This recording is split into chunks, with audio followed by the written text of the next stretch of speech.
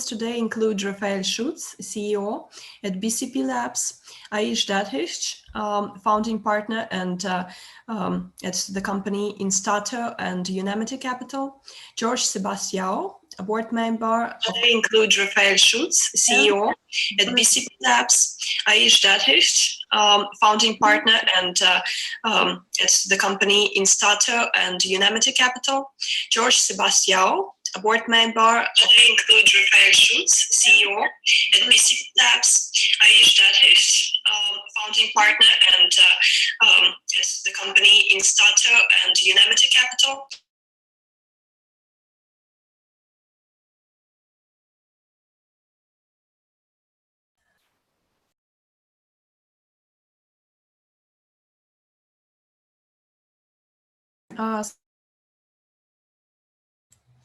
Sony, can you turn off the online page of event?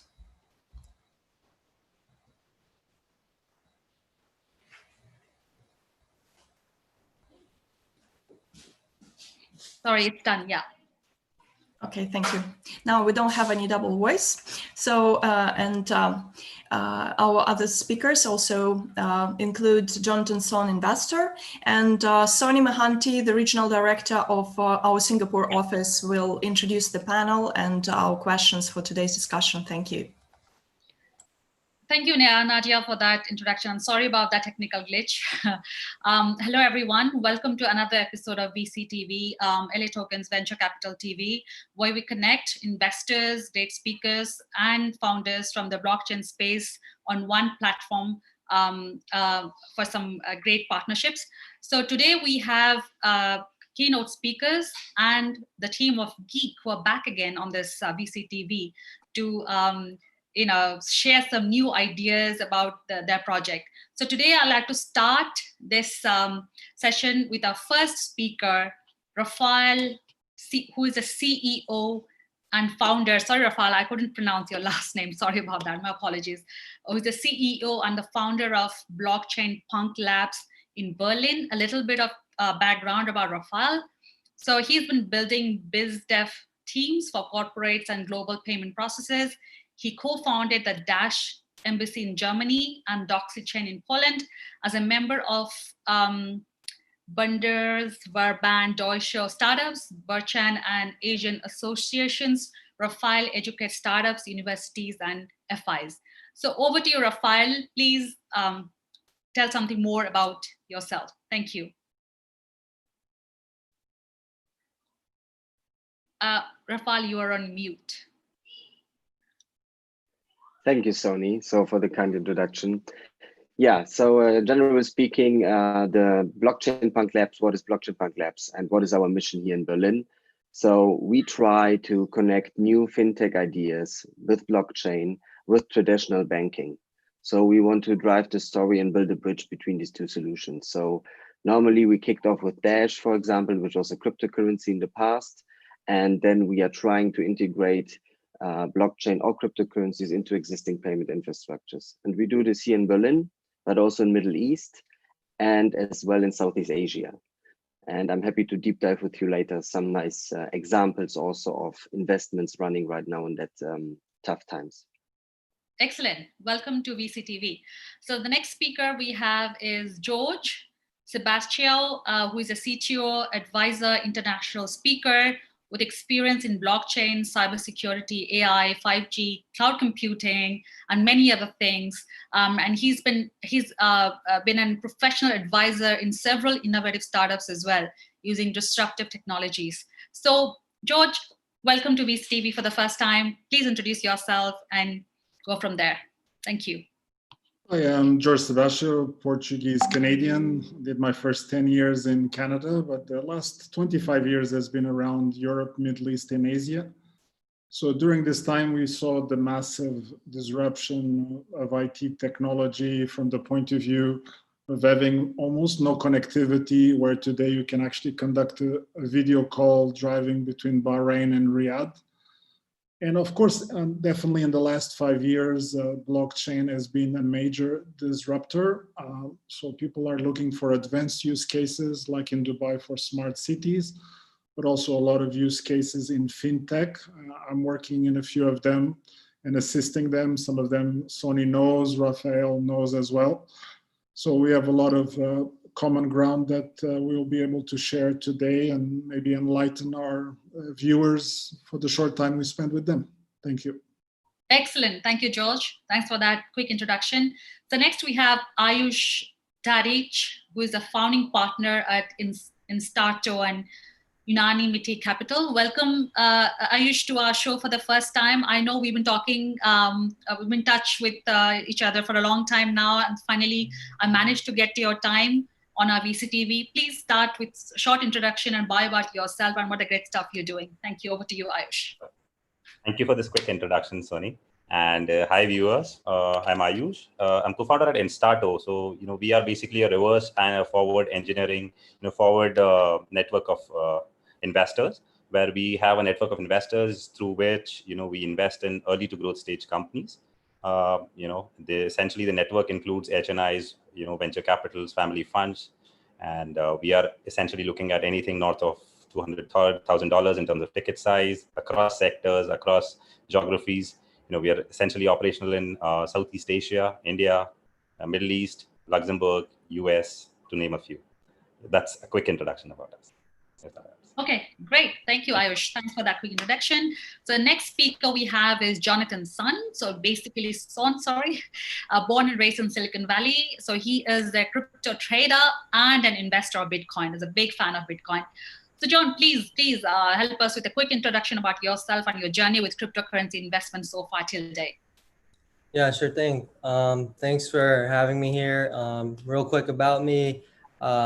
Grew up in San Jose Bay Area, California, and I actually started getting into cryptocurrency in 2017, early 2017. At that time, I was working at a cybersecurity company, and that's when all the stories and information about Bitcoin was starting to get really popular over there in that whole space. And once I started looking into it and realized how quickly some people are also getting rich off it, it kind of opened the door for like all the different altcoins out there. And it's definitely been a crazy journey in terms of all the ups and downs with the whole crypto market.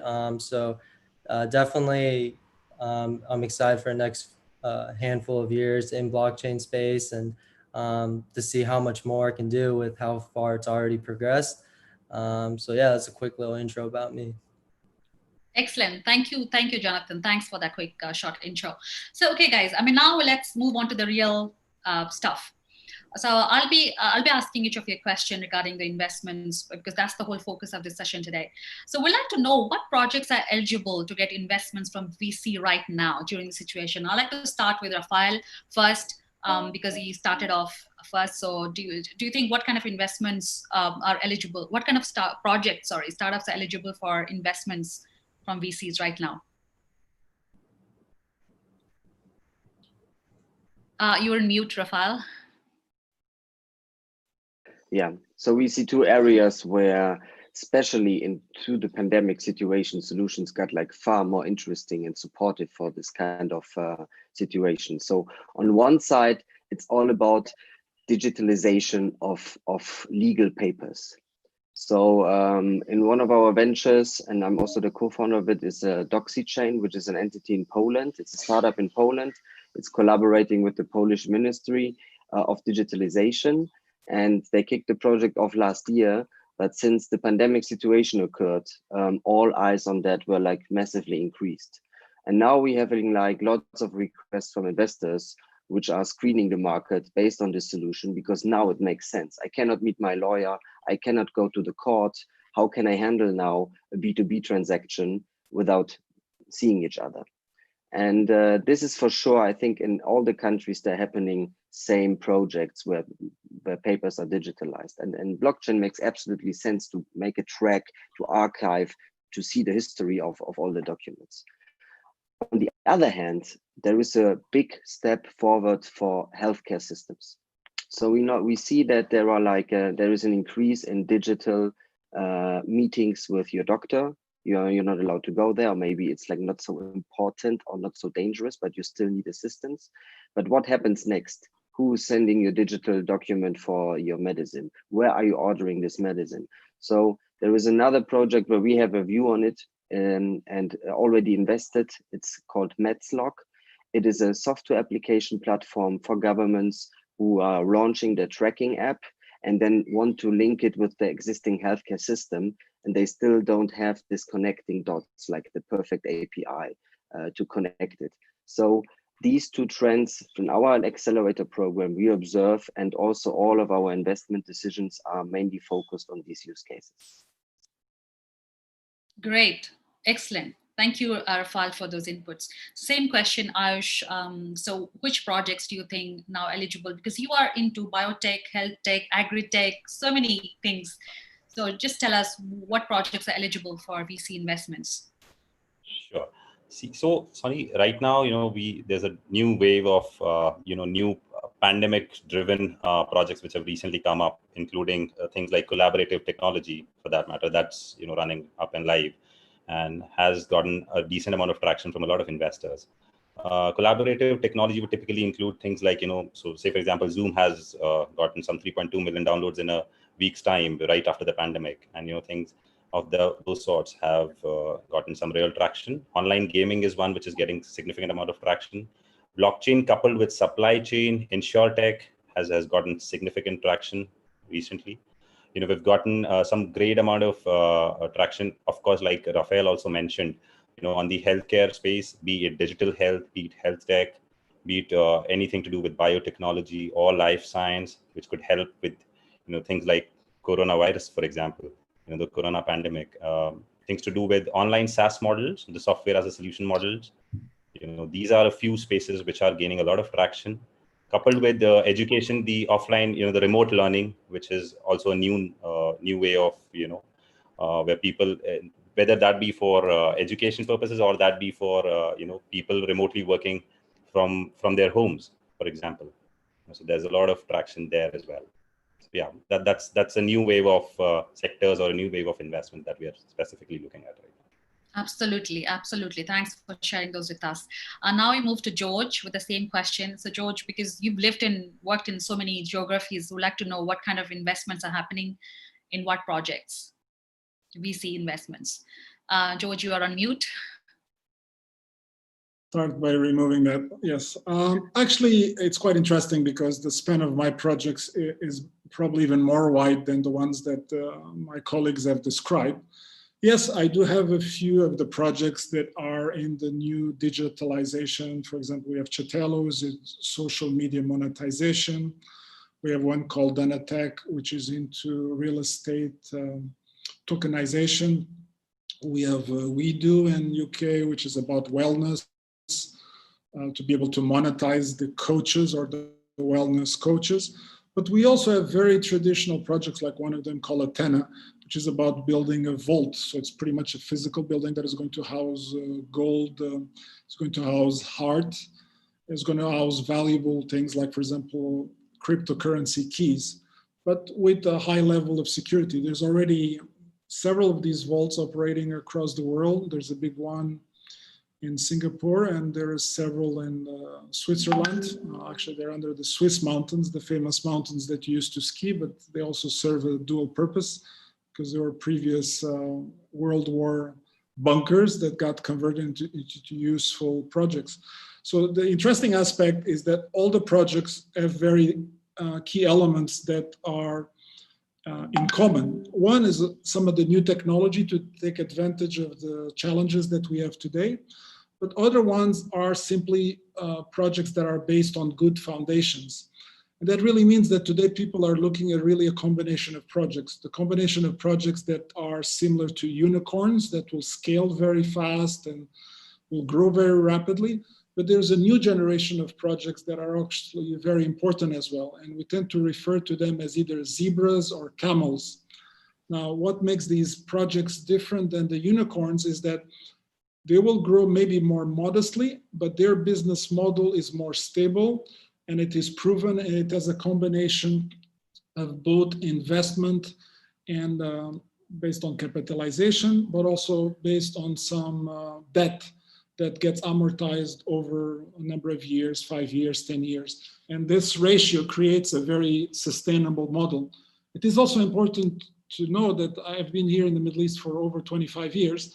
And the people in the 25 years, when it told to them about crypto, it's like, whoa, a little bit, virtual asset. They still like to invest in things that are physical, like real estate, like cars, or like even vaults, things that contain some physical element. They can see them, they can touch them. That is a bit of a cultural element that needs to be addressed. So this interesting mixture is very important. The thing that is common across all of them is that they need to address all the fundamentals. They need to have a good project.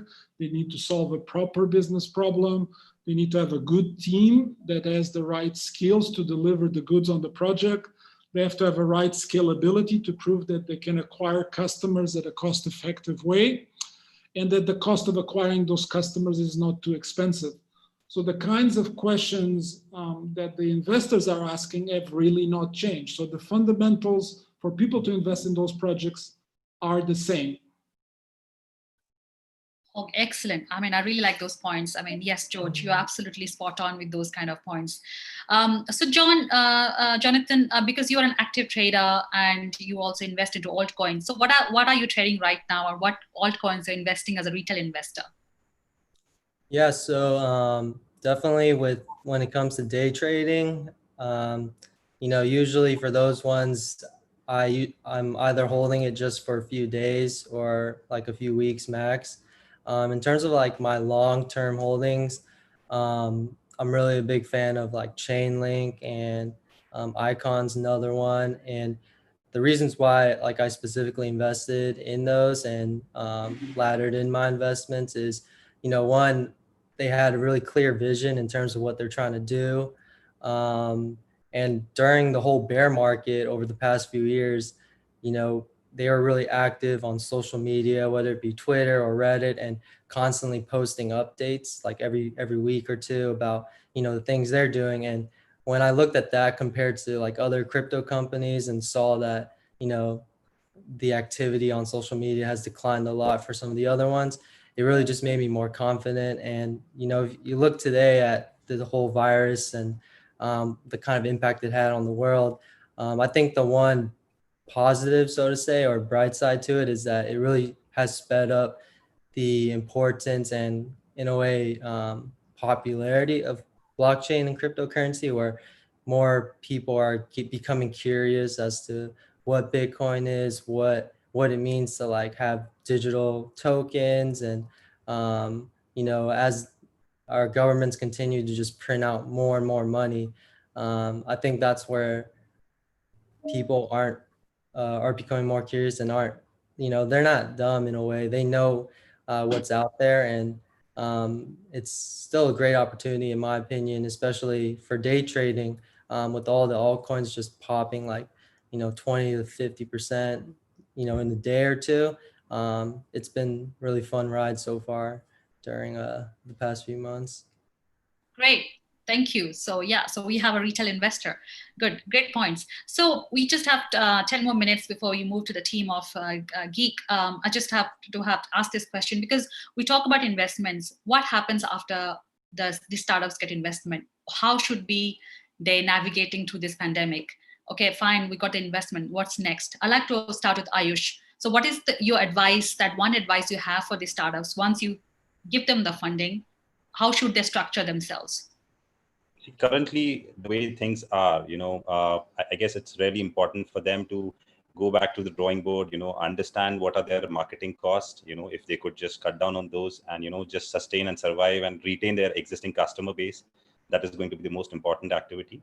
They need to obviously conserve cash to get them a runway for the next, 4 to 6 months, because we expect that it would take at least about, Q4 2020 to come back to at least something close to, maybe 60-70% of what it was pre-COVID.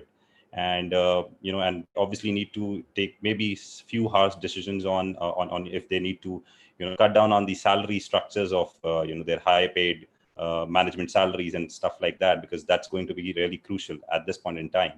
And these are one of the few key points. Plus, what they also need to understand is if they are investing, they need to maybe invest more in the technology. If there are businesses which are running offline for now, they of course have to understand the importance of the digital transformation or the importance of technology, that they can, if it is a tech-enabled business or a tech-driven business, depends on what sector they are operating in, but they essentially need to focus more on that so as to be able to make it more scalable, maybe 6 to 8 months down the line. And currently, the motto should be to conserve more and more of what they're running. Absolutely, great points. Conserve more and more. Rafael, over to you with the same question. The funds are with me. How do I navigate myself for the next 6 months? So there are, I think, top 3 things you should really keep on. The first, be 100,000% transparent with your investors, because it's a crisis situation and you need to have bridge investors for the next 6 months. So this is like far more important than like in a normal environment. So stay transparent with your investors, keep them on board as a plan B if this crisis is overtaking all of us and giving us like more surprises, which we do not know today. Second, everybody's building digital solutions, so bring KPIs, bring customers. So there are lots of customers who are now sitting at home. They had no opportunity to sign a new contract, to choose a new player. This is a great chance for all of the startups now to prove that they can onboard these digital customers, because people are willing to make a decision, so they need to grab it. And the third one is that you should also, like Ayush said, talk to the team and try to reduce costs, review even things also from the founder side, but keep also positive vibes. Like, it's now a situation where we are all sitting in the same boat. Put all of your people into one boat, make them feel that you are now driving this boat together, and then you can adjust prices, you can amaze investors, and you can keep up the team and win customers. Excellent. We all in the same boat. I agree to that. Thank you, Rafael. Thanks for your answer. George, very quickly moving on to you with the same question. Yes, I think there is 3 key elements today for the business that has been given some solid investment. I think the first one, the business has to demonstrate what I call agility. So agility is the capability to adapt and the capability to very fast adapt to the situation, because the situation is even changing on a daily or weekly basis for the rules, for execution, etc. The second element I think is quite important is the fundamentals of the business. So the business must demonstrate execution capability. So execution is meaning deliver the goods, whether it's products or services, and being able to reach the marketplaces that they are trying to do those, whether it's through traditional marketing approach or through touchless economy, which means with new payment systems or, for example, drop shipping or other approaches. And I think the last one is probably even more important, is what I would call resiliency. And resiliency is about disaster recovery. It's about adaptability of the business. It's a bit like, you have a situation like a big thing dropped and it's like the dinosaurs situation. So how do you survive in a condition where it's not your normal environment? And I think the final one is your objective this year is just to get the t-shirt that says, I survived 2020. And if you do that, I think 2021 will be fabulous. So. We all have to wear this t-shirt with this logo printed. We survived 2020. Thank you, George. So very quickly, we have to move to our excellent, our great team that we have today, Rick and John from Geeq, that have joined us again. So I'm going to pass the floor to my colleague Nadia to moderate this pitch session. And please tune in to hear some great stuff coming out of this team. Nadia, over to you. Thank you. Thank you so much. So we welcome Rick Asselstine, CEO and founder of Geeq Corporation, and Dr. John Conley, founder and chief economist of Geeq Corporation, to give a brief presentation of their project. So who's going to start? Nadia, I'll take it from here in lovely Waterloo, Ontario, Canada.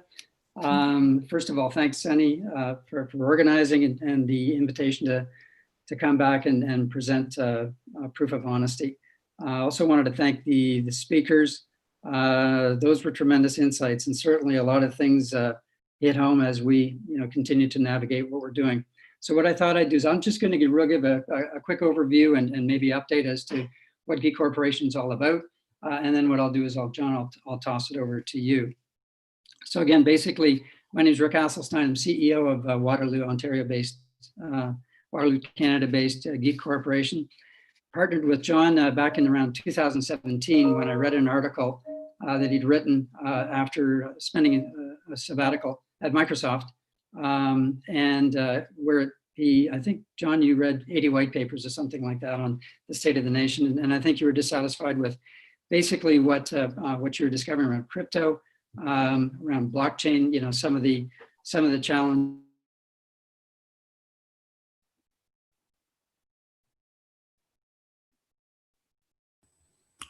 I think Rick has dropped off. Yeah, John, you can continue. Thank you. Okay, well, let me start.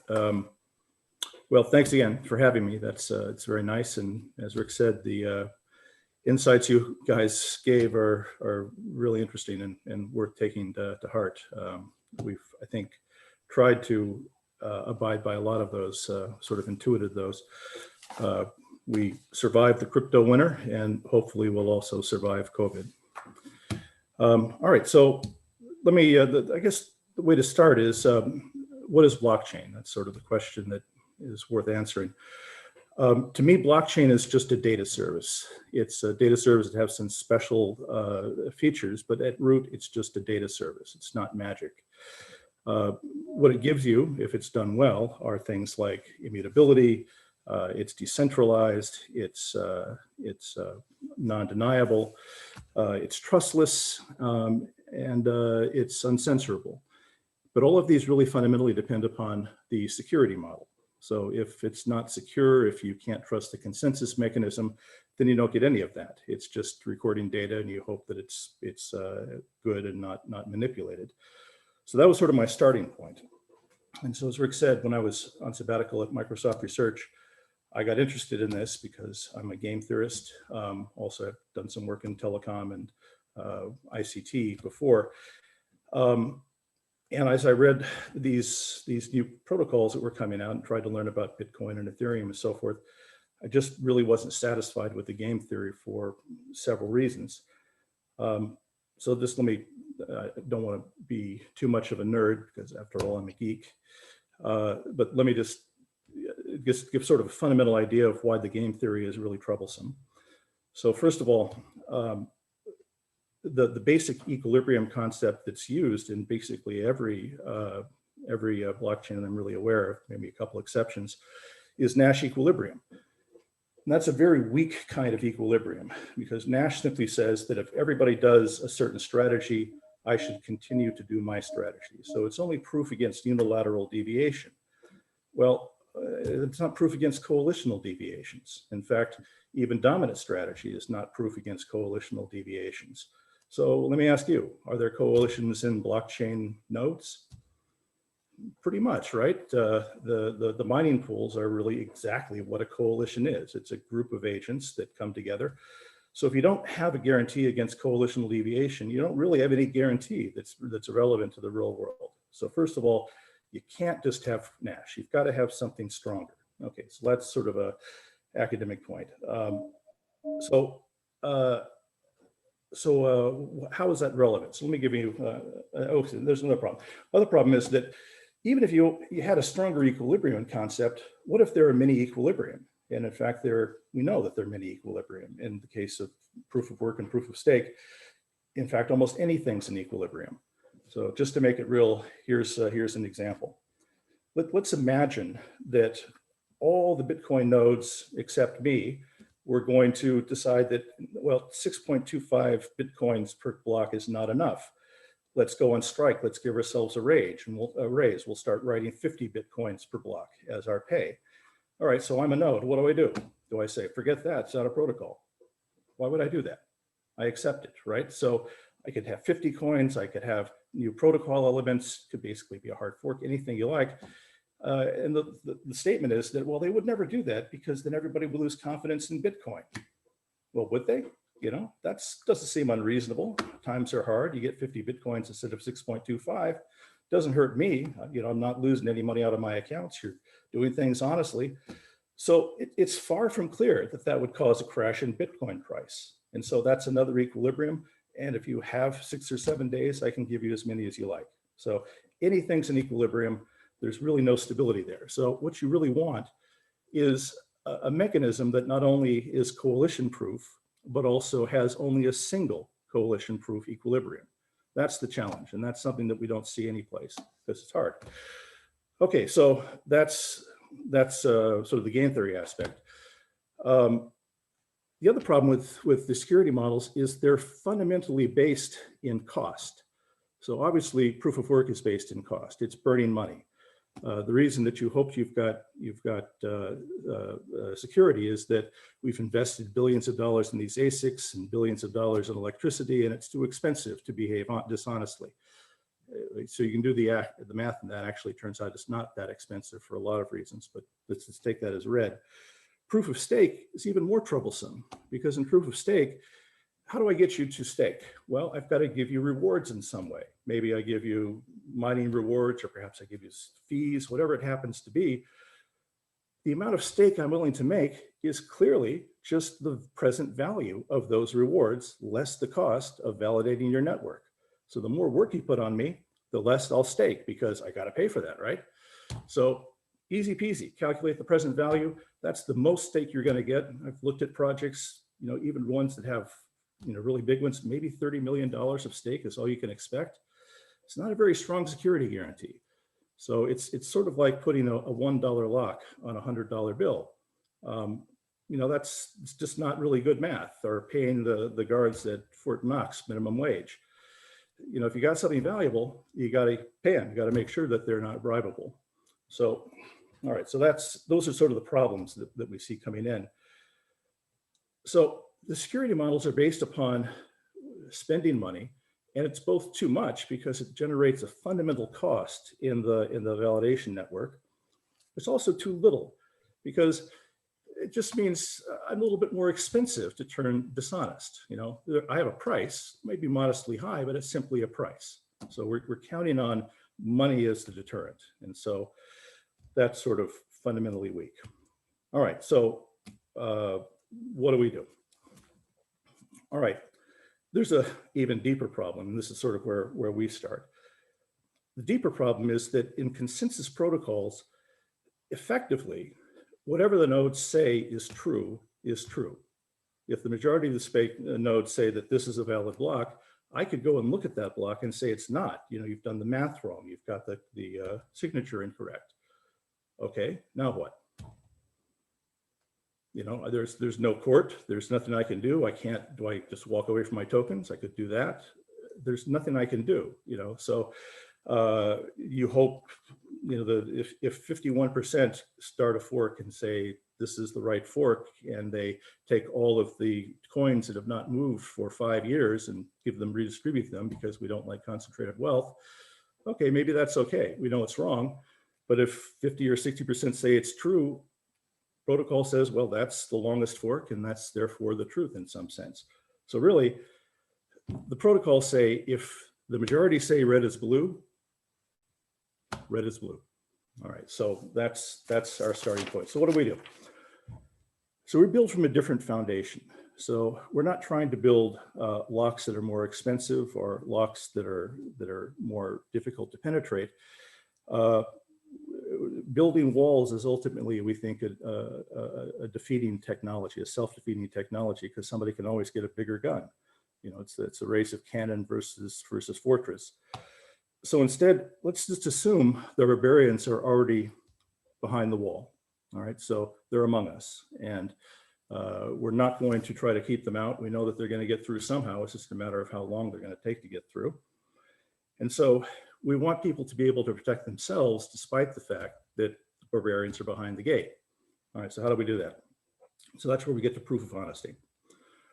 So any well-defined blockchain is deterministic in the sense that if you have an input, it's a state transition machine, it gives you a certain output. If I have the chain data, I can say, yep, that's the right data, that's the initial state, that's the final state, it's correct or honest or true, all right? If you can't do that, there's no point to it.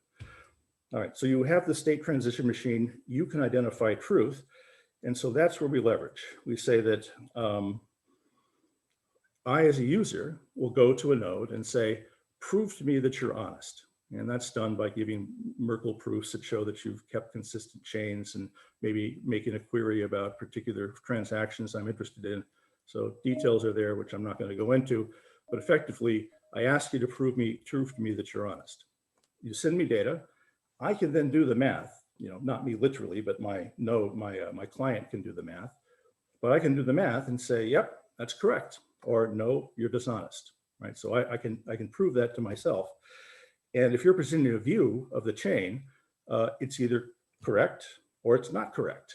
You have to tell me what it is that you think. And if you tell me what you think and I can verify it's correct, I then will send you a transaction. So I send you a transaction, you go through the rest of the protocol, which again, I'm not going to detail right here, and then write it into the chain, and there you are. Now, what good does that do? How does that give me security? Well, let's imagine that we have, 80% dishonest nodes. So I ask Rick, not such an honest guy, say, Rick, tell me, no, he's very nice. Tell me what your chain view is. And he sends me a chain view, and I say, well, Rick, that's just not right. It's dishonest. I ignore him. I can identify that he's dishonest, and I ignore him. So why do I ignore him? Well, I ignore him because, I tried to give Aish 1,000 Bitcoin dollars to buy his car or something. He goes and asks Rick, is that transaction there? Rick says, sure it is. Sends him the data, and he says, yeah, but that's on an invalid chain. It's on a chain that can't be finalized because I can prove it's dishonest. So he goes to me and says, you don't get my car because you've written me a false check. You've written me something that I can prove is false. You won't accept it. No one will accept it from you because it's a fiction, and it's a provable fiction.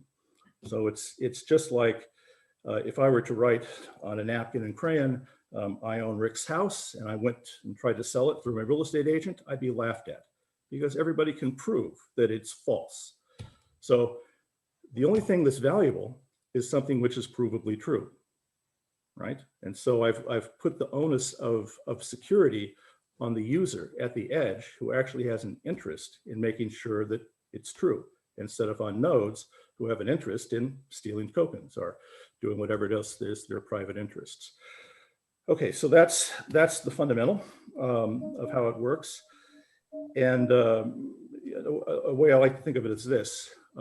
All we really need, let's think about fake news. Fake news is every place. So is fake news harmful? Well, it's not harmful if two things are true. The first thing is I have to be able to identify fake news and truthful news. So if I have the ability to distinguish fake news from truthful news, getting fake news doesn't affect me because I simply know I ignore it. On the other hand, the other thing I have to do though is I have to have at least one source of truthful news. So sufficient to me is at least one source of truthful news and an ability to always distinguish fake news from truthful news. And that's what our protocol gets at. So to sort of finish up here, what we get is we have a mechanism that generates truth-telling, honest nodes, honest behavior in coalition-proof equilibrium. So in other words, no matter how big the coalition is, could be a coalition of the whole, everybody in the node in the validating network, the truthful behavior, it's better to be truthful even if you have everybody with you than it is to behave dishonestly. So it's a coalition-proof equilibrium, and moreover, it's the only coalition-proof equilibrium. There is no other, so we can't coordinate on some different coalition-proof equilibrium. Okay, that's okay, that's nice. We also get 99% Byzantine fault tolerance in the sense that if there is at least one honest node, that's our source of truth, and that's the only relevant thing we need. If we have one source of truth, it doesn't matter how many liars there are. It doesn't matter if China and the CIA use all of their computational sources to try to attack the network. It's just more fake news. It doesn't matter how much fake news there is, as long as you can at least find one source of truthful news. So it doesn't matter if you have nation states attack it, as long as you have one source of truth. So that's the sense in which it's 99% Byzantine fault tolerant. And then finally, we have this edge security. So rather than counting on others to secure your assets, you secure your assets, and that's incentive compatible. So that's the sort of technological difference of what we're doing. It's a different security model. We assume we can't keep people out, and so we let you make sure that you ignore the people you want to ignore if they're in. That's the basic thing. All right, now a better question probably, that's what I like to talk about because it's kind of cool. The better question is, why do you care? Why would you even want this? So going back to what I said at the beginning, blockchain is a data service, and it's a data service that has these special conditions, these special features, and those features are dependent upon the security model. So what Geeq provides here is this extremely high security model, wonderful, but it has two additional things because of the way it's structured. Since we're not counting on work, and we're not counting on stake, and we're not counting on large networks or anything like that, we can get the security with relatively small networks doing light computation. All right, what that means then is that it's cheap, right? So our calculus is that it costs about 1/100 of a cent, a little bit less actually, a lot less actually, to process a transaction on a Geeq chain. So it's cheap because we haven't spent money on the security model because we don't have to spend money on the security model. So that enables this inexpensive kind of security. Second is that it's fast. On our prototypes, we can do 1,000 transactions per second with we used I think it was 8% of a half thread of an Iridium core. We managed to do this over home networks, so we can have a very distributed model as a background process using home broadband, and those can do where the nodes are, so they're anonymous. So it's very inexpensive, 1/100 of a cent a transaction, and it's fast. 1,000 transactions was not straining. That's just sort of using modest assets, and so that's what you get. You don't try to keep the barbarians out. You have security anyway. It's cheap and it's fast. Still though, why do you care? Okay, well, who needs 1,000 transactions per second? You know, Ethereum does 15 maybe. Fabric probably is where most transactions take place, which is arguably not blockchain, proof of authority type things. So is there really a demand for 1,000 transactions a second? All right, so here's where we see the business going. Here's where we see this as an enabling technology. So in the Second World War, somebody criticized the Soviet army saying it's just terrible, bad training, peasants, terribly armed, terrible logistics. Stalin's response was that, well, quantity has its own quality. It's big. Right. So if you have something that's really big, something that is big and cheap in this case, it enables things that you can't do if things are expensive and small. So you don't really see these applications yet, I think, because the existing blockchain technologies really don't suit them. So here's what we have in mind. So you mentioned collaborative tech. Good example of collaborative tech would be things like Google Docs, GitHub, what I call distributed business processes, which includes supply chain, things like that, various kinds of audit requirements, reporting requirements, those sorts of things. So how many commits are there to GitHub? Actually, that's a question I tried to find out. I've got no idea. It doesn't seem like I can find how many there are, but I think there are a lot. I certainly know there's a lot of Google Docs, and there's a lot of commits to Google Docs. And how many writes are there to Oracle databases? Well, trillions, right? All right, well, what this enables in, say, law or civil society or logistics or in a collaboration with, say, all of us are trying to write a document, and I want to make sure that I get all the updates and that I know who is responsible for them, and there's not deniability. Maybe that's for legal reasons. Maybe that's because there's a need to monitor a developer and making sure that a lawyer is doing the right thing, a developer, accountant, whomever. Well, we have something that we built on top, or we will build on top of this, called a decentralized collaboration engine. And effectively, it just lets you collaborate on a completely decentralized network, peer-to-peer, record the hashes of the commits to a document or a work process. And then at the end, everybody is coordinated without having to go through any kind of central agency. You don't have to have Google reading your docs.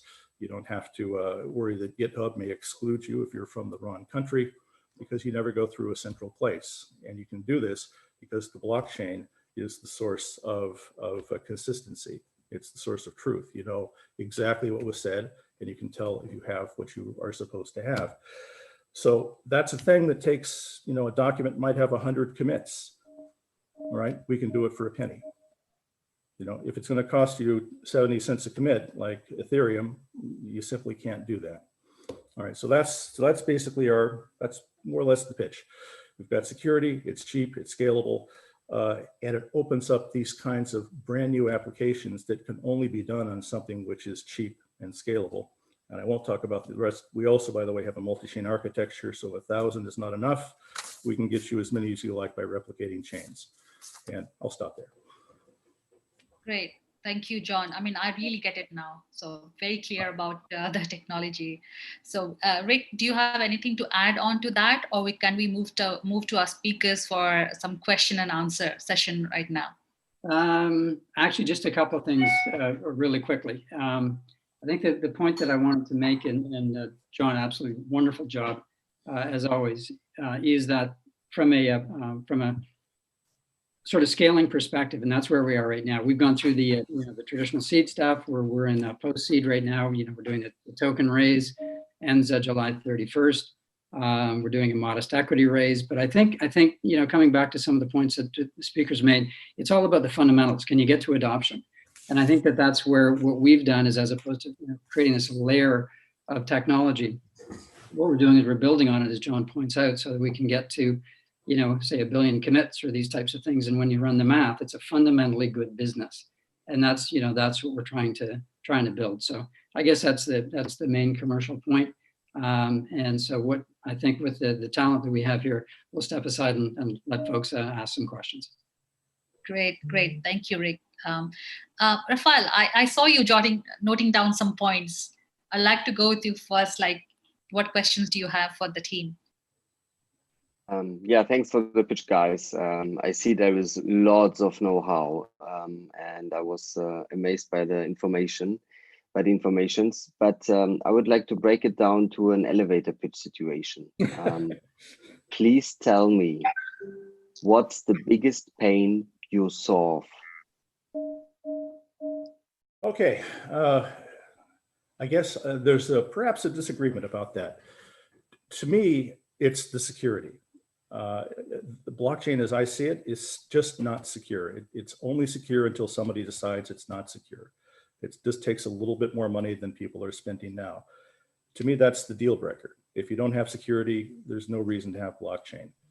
But people assume they have security, so it's not a very good elevator pitch. I think probably the better elevator pitch is that we enable this new ability to collaborate in a decentralized way, to use blockchain in an everyday sense, like I think you were speaking about legal documents and civil society and IoT. So here's my favorite little application for IoT. You recall that in California, PG&E went out of business because they had an $8 billion settlement because of the fires that may or may not have been started by their power lines. If we had instrumented each one of those transformers with devices that gave spark and heat and so forth, and recorded that in a credible blockchain, we would know either they did spark or they didn't spark.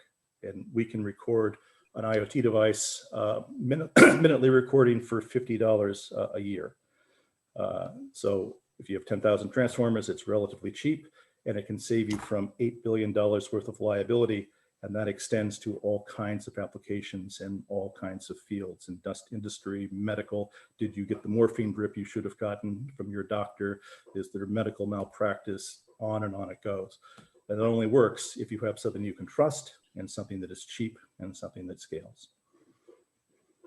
Great, thanks. I understand that, which brings me to a second question to really understand it like fully.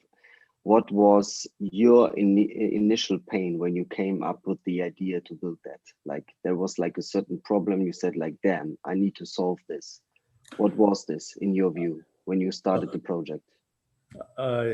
It was that I read about 80, it was wonderful being on sabbatical at Microsoft. I was there for 13 months. It's 500 PhDs in mostly computer science, but other fields as well. And just down the hall, that's a guy that knows homomorphic encryption. And this guy over here knows antenna design, and somebody else knows about biometrics. So anything you wanted to know was just right there. So it gave me an opportunity to learn a lot of things that I'd always been interested in. The pain point was that I love computer scientists. They're wonderful people and they're excellent at what they do, but they have a very particular view of game theory. It's called algorithmic game theory. And it's fine if you have devices, but it just doesn't really work if you have people motivated by all kinds of things, including irrationality and anger and things that are in the metagame. So it bothered me that these things that were claimed as secure in a game theoretic way were not. It was sort of an intellectual itch. And I thought, can I do better? And so that's where we got there. Good, thanks. Thank you, Rafael. George, over to you now. You're on mute. Yes, I like to sometimes put things in very simple terms that the audience can understand. And maybe I kind of summarized 3 points from the entire pitch. The first one is you have an innovative consensus mechanism. Today, there's over hundreds of consensus mechanisms, but specific consensus mechanisms have a specific business application. So not one consensus is useful for everything. So you have innovative consensus. The second thing is you have innovative ecological blockchain solution, meaning that you're not going to burn down too many trees or use too much fuel to power your nodes, because your consensus mechanism is much more lean in terms of electricity use. So it's ecological. The third one is you have a use case that can do 1,000 or even more transactions per second. And to answer your question, yes, there's lots of use cases where such a blockchain has application. One, for example, is identity management and IoT devices in a smart city. Even 1 million transactions per second is simply not enough. And the simple reason for that is, imagine a smart city of today. You have TVs, you have parking sensors, you have safety sensors, water meter sensors, and a whole multitude that need to come together to kind of drive the data that powers the smart city, but it needs to be trusted data. So otherwise the smart city collapses. So I think there's plenty of use cases where this technology can prove itself. So I think the best thing is to build up a prototype to demonstrate the power of this technology in one of those use cases. And I think, like Jonathan said, what is driving the value of blockchain, whether it's Bitcoin or any of the other coins that we sometimes refer to, it's the usability of that specific coin. One of the ones that has grown tremendous in the last week or so is Cardano. Why Cardano all of a sudden wake up? Not because Cardano is better than the others. Yes, they have paid attention to the pain points, and they have built some key innovation into the system, and they have delivered the goods. Delivered the goods means there's people building solutions with that blockchain. The same thing happened to Dash. The same thing happened to several others over the years. The ones that have no use cases will simply disappear. So I would like to see from your perspective, what is the use cases that you think you have better traction to prove the usage of your technology? Thanks very much. I agree with everything you said. I agree those are good use cases, and I think the reason we don't see them is because it's too expensive to do them now, and there's not a good technology yet to do them. So that's what we're trying to breach. So a feature of what we have is that I mentioned we have multi-chain, and we have interoperable chains, but one of the one of the ideas here is that we have local chains. So we have local, we call it local public blockchain. So if you're in Dubai, you might have a blockchain that handles 1,000 transactions per second and is focused on traffic. You don't really need to mix together what happens on London bus transport with the Dubai chain. You don't want to have to compete for the resources of the nodes that are distracted by your very large smart contract and therefore can't record my morphine data from my doctor. So instead, we can build individual chains that have individual purposes that are optimized and customized for certain types of data. IoT hash data is the example that I like. Very small, very clean, very neat. We record the data, and that gives the credibility. You don't want to store the data on the blockchain because, of course, blockchain is necessarily an expensive place to store things, but you want to have the hash so you know exactly what was stored. So local public blockchains that are custom built for particular purposes, that's our approach.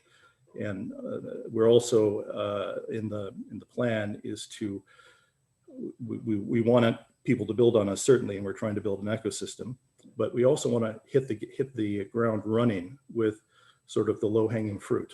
So an IoT telemetry chain, this idea of a collaborative, a decentralized collaboration engine.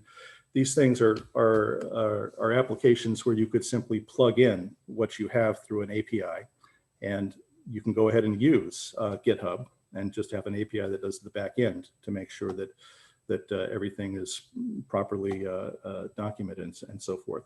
So really, you should know that you're working on blockchain is what it comes down to. We're a data service, and you don't care about Oracle. You don't. I'm sorry. Go ahead. There's one more question I wanted to, since you touch actually one areas I find extremely important is the keyword ecosystem, because at the end of the day, you're not going to be able to build all the use cases. The use cases have to be crowdsourced to many other organizations, which have already. So what mechanism have you put in place to build or to cooperate with that ecosystem? What is the attraction point that, for example, I'm a developer, I sit in India, I sit in Vietnam. Why should I use your blockchain? What do you give me that is different than the other blockchains? So what we give you is we're very agnostic about whatever you're doing. So probably many blockchains are like that as well. But the model would be this: we're trying to build the fundamental infrastructure. So if we build something that allows audits, for example, or allows collaboration, it's a very vanilla platform that we're building. And then it's up to you to say, well, I've actually got, I don't know, a content management system, or I've got a project management system. You go ahead and build that, and we will simply facilitate the back end of it. And you can charge the fees you want up front on the application layer. Any subscription model you like, free, it's really up to you. We don't control and really can't control how it is you monetize what you're doing on your end of it. All we're providing you is a neutral service in the back end that's extremely cheap, that is the foundation of your data service. And the last question is, are you focused primarily on just building a public blockchain, or you have the capability to also enable a private one? So for example, if I'm a bank or I'm a Ministry of Interior, can I use your technology inside? So it's almost like blockchain as a service. I can run it in my cloud. I just use the basis of your consensus and other mechanisms that you have put in your blockchain. So you could. I don't see much of a point to it, to be honest with you. You know, if I'm on Fabric and I've got 10 nodes that I trust because we really believe in each other, why do I need a blockchain? You know, if I've got a signed document that says that Deutsche Bank owes Make America $5 million, that's legal. I don't have to put that into a blockchain if it's signed, but I could. And if you want to do that, you absolutely can do that.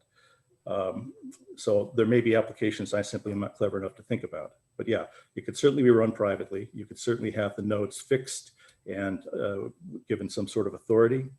Easy adoption. I'm not sure I see the point though. Understood. Yeah. I give a chance to the others as well. Thank you. Thank you. We have to quickly take one question from each, Jonathan and Ayush. Very quickly, Jonathan, why would you invest in the tokens, the Geeq tokens? Well, just for answer. I think my biggest concern would just be, you know, I've read a lot of white papers. I've seen a lot of crypto companies, and I've seen a lot of their pitches and what they do. And it's come to that point where the certain companies or crypto companies that have valuable tokens is at the end of the day adoption and their whole network. Yeah. And if you look at, for example, Icon Loop, which is in Korea, they have like over 76 different partners from banks, universities, the government. They're creating digital IDs. So like people are seeing that adoption actually turn into fruition after they've been saying it for a few years, and they've been putting in that work. So in terms of like what would make me want to buy the tokens, I think it would have to be like which specific industry or companies you guys are trying to get to use your blockchain, and if you guys already have partnerships, what these companies or businesses, how they're using the blockchain, what it's solving. And it doesn't even have to be really big companies, if it's just like first a handful of like smaller companies. And I think once normal people like me who aren't super tech savvy, or normal investors who are just starting into crypto, once they see like, oh, XYZ company is using Geeq blockchain, they're able to solve XYZ pain point compared to other blockchains like Ethereum, which would just cause these other pain points, and make that clear, I think that would persuade me to say, okay, I'm gonna put some stake into the company and see where it goes. Very valid point, that option. Thank you, Jonathan. Ayush, one answer. Why would you venture invest into this corporation? Exactly. I guess, like, already mentioned by other panelists, just one quick thing. I guess, the use case, like said by George also, is going to be very, very important to understand, what is the exact pain that is being addressed. Also, I've also seen in the past, few white papers, and I'm not sure. And so maybe they may be having certain competitors, if there are any. Say, for example, Libra is one by Facebook, which is also solving a problem. They have a use case. Also, it would be good to understand why the honesty protocol that they have would be, a top up to the existing protocols that are there in the, the space. Because that would again be important to understand as to why that is going to solve problem in a better manner as compared to the other existing solutions in the market. That's what drives us to sort of go about and understand more. Yeah. Okay, excellent. Very valid point. Thank you, Ayush. Very quickly move on to my co-moderator, Nadia, to close the session, because we have just come close to the time now for a closing session. Yeah, closure. So I thank everybody, all the participants today, for the in-depth discussion and sharing your case at Geeq Corporation. So we welcome you to join our different types of events, such as roadshows and pitch competitions and panel discussions. And in a couple of hours, we have our Startup Leaders Club, business model pivots in the new format, in the new normal, artificial intelligence and machine learning. And see you on our other events. Thank you, Sony. Thank you all. And good luck for the rest of the week. Bye-bye. Thank you all. Let's stay connected. Thank you. Have a good evening. Bye. Bye. Thank you. Thanks for your time, everyone. Take care. Bye. Take care. Thank you, guys. Bye-bye.